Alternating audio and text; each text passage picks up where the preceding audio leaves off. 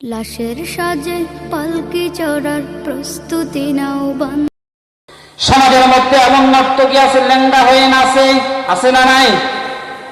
সমাজের মধ্যে বাজারে ঘাটে এমন বোরকা আছে, শরীরের মধ্যে এমন কাপড় আছে যেই কাপড়গুলো পরলে মানুষের শরীরের মধ্যে সব কিছু দেখা যায়।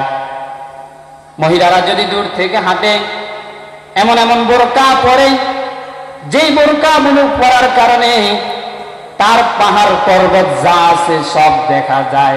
এমন কিছু বোরকা আছে ওই বোরকা দ্বারা কখনো পর্দা সম্ভব হয় না। ইসলামের বিধান হলো ঢোলা ডালা বোরকা পরবে, ঢোলা ডালা জামা পরবে, এটার মাধ্যমে পর্দা আদায় হয়।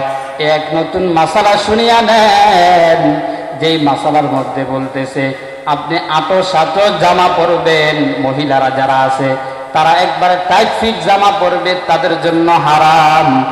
যদি তাদের ভাঁজগুলো দেখা যায়, ওই ভাঁজগুলো দেখানোর কারণে তাদের গুনাহ হবে।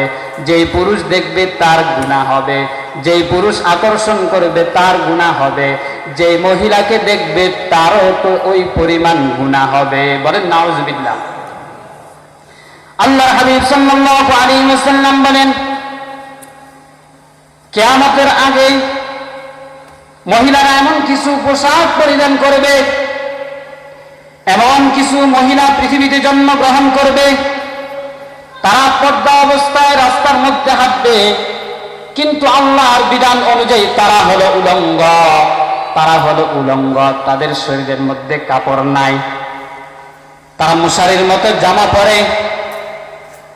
তারা এইভাবে, পুরুষের জন্য বিধান হলো টাকনুর নিচে পায়জামা পরবে না।